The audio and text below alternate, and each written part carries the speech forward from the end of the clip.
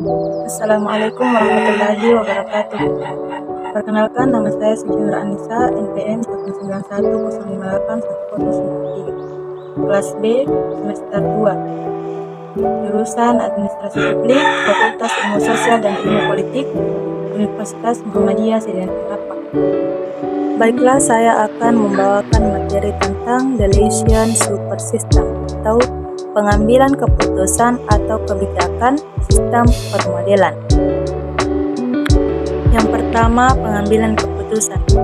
Definisi pengambilan keputusan yaitu sebuah proses memiliki beberapa alternatif kegiatan atau solusi untuk mencapai tujuan yang ditentukan.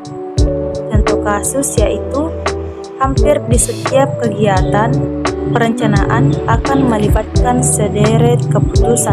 Di samping itu, secara keseluruhan, proses manajemen meliputi perencanaan, organisasi, aktualisasi, dan pembuktian. Biasanya diikuti dengan pertanyaan sebagai berikut. Yang pertama, apa yang sebaiknya dilakukan, kapan, bagaimana, di mana, siapa, dengan siapa. Fase proses keputusan yaitu kecerdasan, desain, pemilihan, implementasi. Fase tersebut dibagi atas dua tahap. Tahap A, B, C adalah pengambilan keputusan, tahap D adalah penyelesaian masalah. Kemudian yang kedua, sistem. Definisi dari sistem yaitu sekumpulan objek seperti manusia, sumber daya, konsep, dan prosedur yang diperuntukkan untuk mencapai sebuah tujuan. Kemudian bagian-bagian dari sistem adalah masukan, proses, keluaran. Ketiga bagian tersebut berada dalam suatu lingkungan tertentu. Kemudian lingkungan. Di luar input, proses, dan output, tetapi memberikan impact, dampak pada sistem. Pembatas atau boundary. Pemisah antara sistem internal dengan lingkungan eksternal. Contoh yang pertama, boundary bisa fisik, sebuah sistem departemen yang dibatasi oleh bangunan tertentu. Kemudian yang kedua, boundary non-fisik, sebuah sistem yang dibatasi oleh waktu, misalnya analisis sebuah organisasi pada suatu periode waktu tertentu.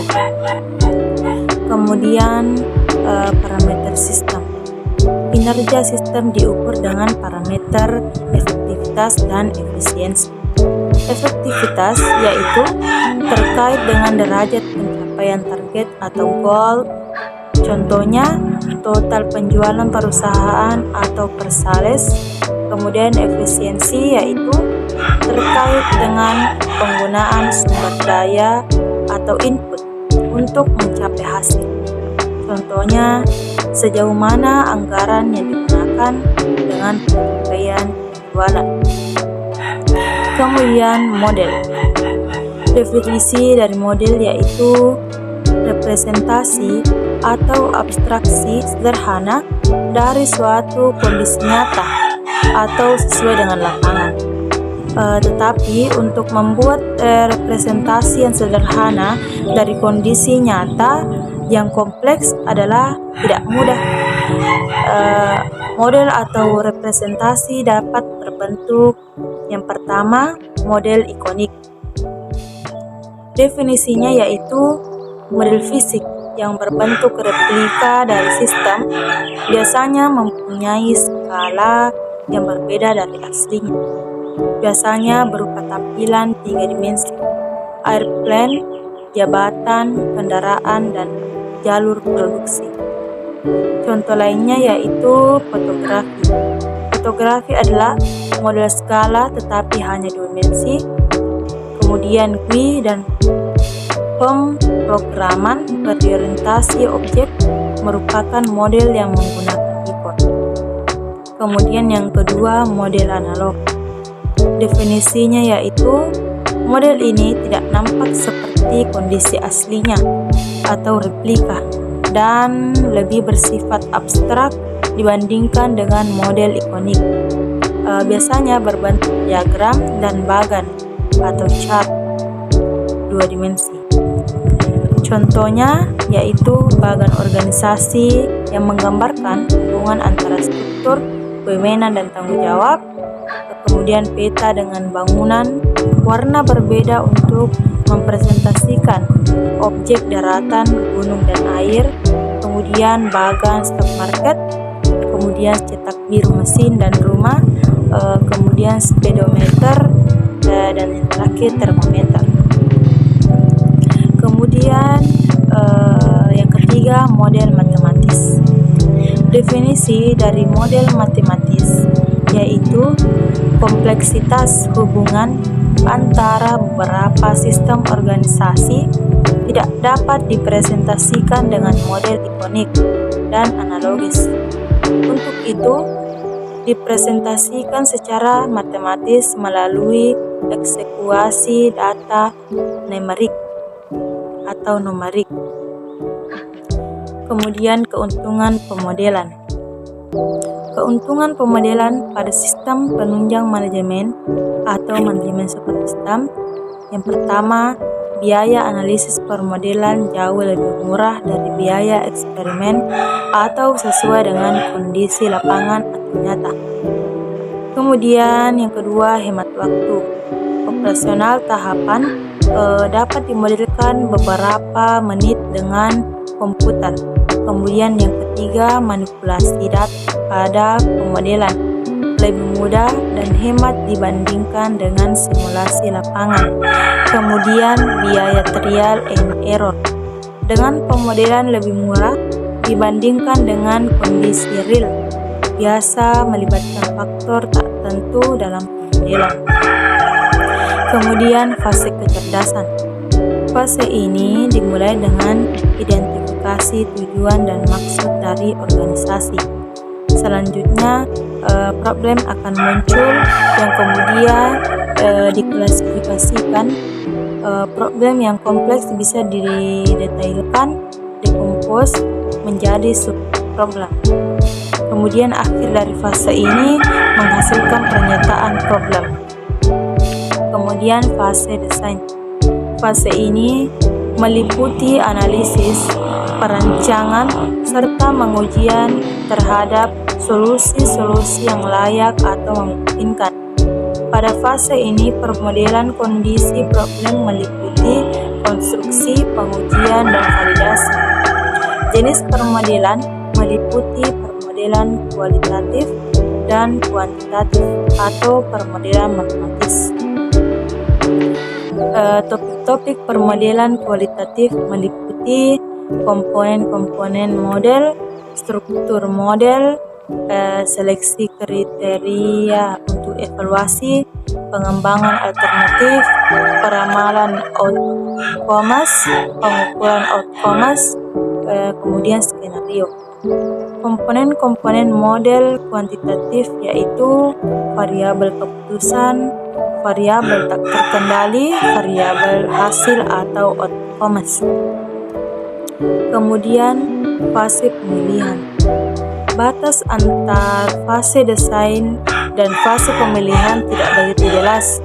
Hal ini disebabkan beberapa aktivitas terjadi di kedua fase tersebut.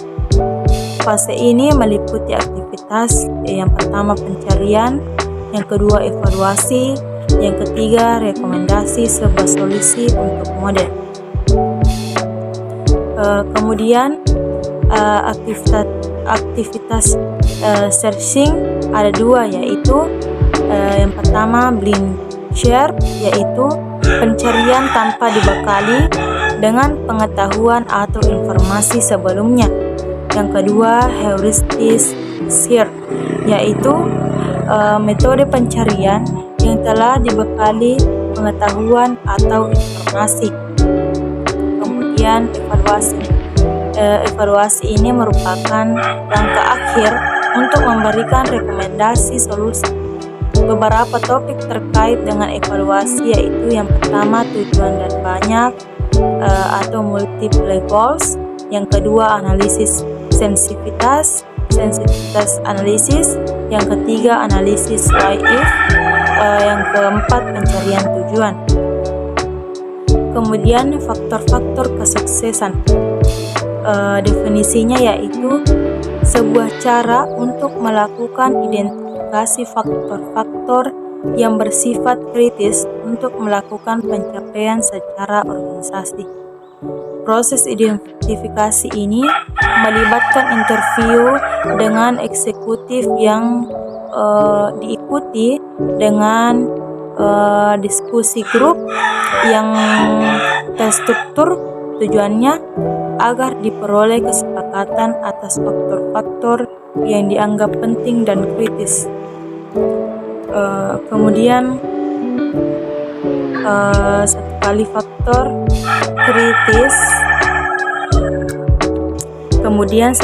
faktor kritis ditentukan, maka hal tersebut merupakan kemungkinan untuk mengidentifikasikan adanya informasi gaps, keterlambatan informasi yang diterima merupakan titik kritis dari sebuah organisasi. Karenanya sangat penting untuk mengidentifikasikan titik kritis dan struktur sistem informasi sebelum mengembangkan MSS atau DSS. CSF digunakan untuk studi kelayanan dari MSS. Kemudian yang terakhir, implementasi. Setelah seluruh tahapan telah dilewati, maka selanjutnya adalah proses implementasi. Mungkin inilah yang sempat saya bawakan. Lebih dan kurangnya mohon dimaafkan. Billahi fisabilil haq, astagfirullah khairat. Wassalamualaikum warahmatullahi wabarakatuh.